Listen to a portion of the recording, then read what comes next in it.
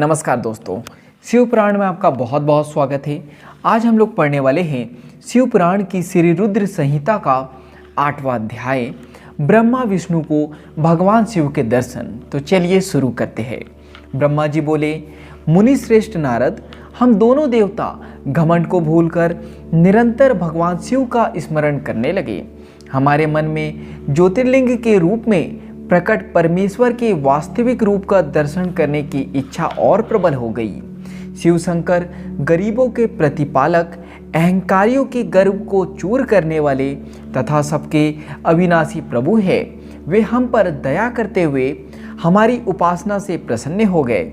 उस समय वहाँ उन सूर्य श्रेष्ठ से ओम नाद स्पष्ट रूप से सुनाई देता था। उस नाद के विषय में मैं और विष्णु जी दोनों यही सोच रहे थे कि यह कहाँ से सुनाई पड़ रहा है। उन्होंने लिंग के दक्षिण भाग में सनातन आदि वर्ण आकार का दर्शन किया, उत्तर भाग में उकार का, मध्य भाग में मकार का और अंत में ओम नाद का साक्षात दर्शन एवं अनुभव किया।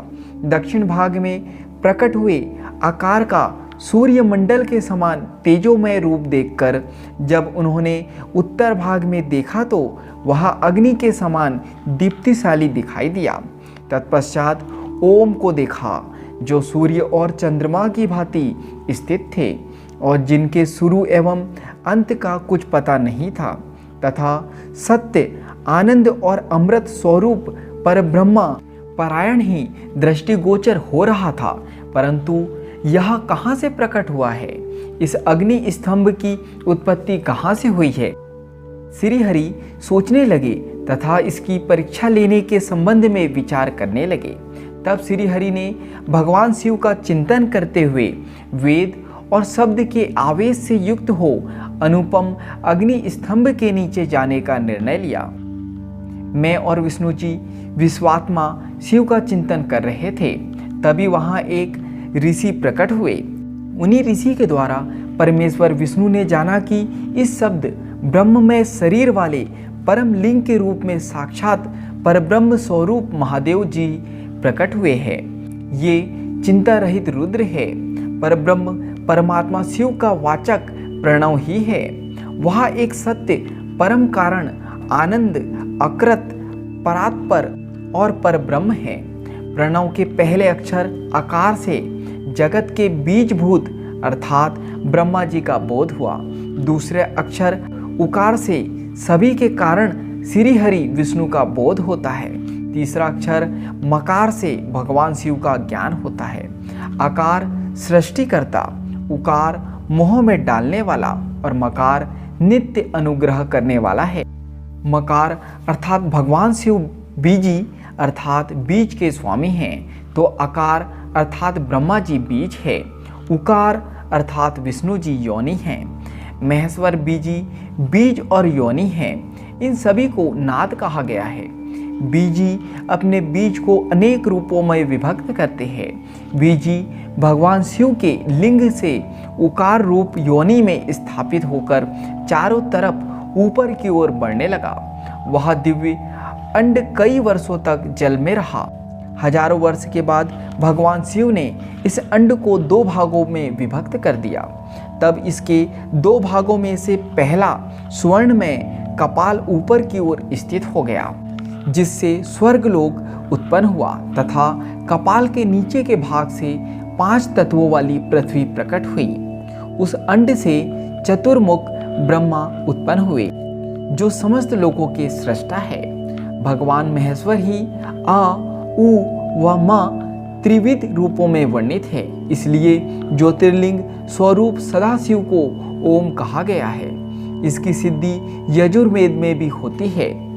देवेश्वर शिव को जानकर विष्णु जी ने शक्ति संभूत मंत्रों द्वारा उत्तम एवं महान अभ्युदय से शोभित भगवान शिव की स्तुति करनी शुरू कर दी।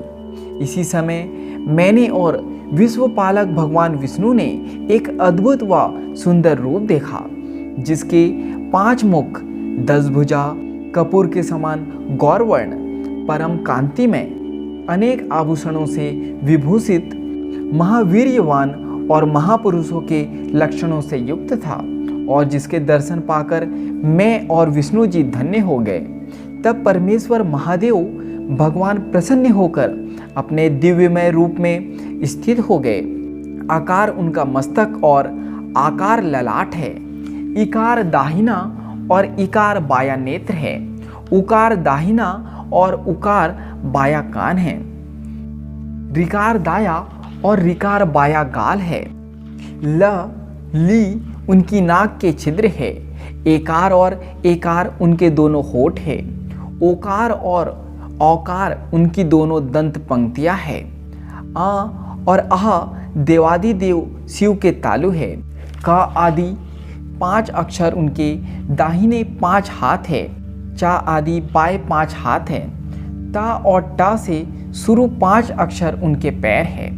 पकार पेट है। फकार दाहिना और बकार बाया पार्श्व भाग है। भकार कंधा, मकार हृदय है। हकार नाभि है। या से स तक के 7 अक्षर 7 धातुएं हैं जिनसे भगवान शिव का शरीर बना है। इस प्रकार भगवान महादेव व भगवती उमा के दर्शन कर हम दोनों कृतार्थ हो गए। हमने उनके चरणों में प्रणाम किया। तब हमें 5 कलाओं से युक्त ओमकार जनित मंत्र का साक्षात्कार हुआ। तत्पश्चात महादेव जी ओम तत्मसी महावाक्य दृष्टिगोचर हुआ, जो परम उत्तम मंत्र रूप है। इसके बाद धर्म और अर्थ का साधक बुद्धि स्वरूप 24 अक्षरीय गायत्री मंत्र प्रकट हुआ, जो पुरुषार्थ रूपी फल देने वाला है। तत्पश्चात मृत्युंजय मंत्र, फिर पंचाक्षर मंत्र तथा दक्षिणामूर्ति व चिंतामणि का साक्षात्कार हुआ। इन 5 मंत्रों को विष्णु भगवान ने ग्रहण कर जपना आरंभ किया।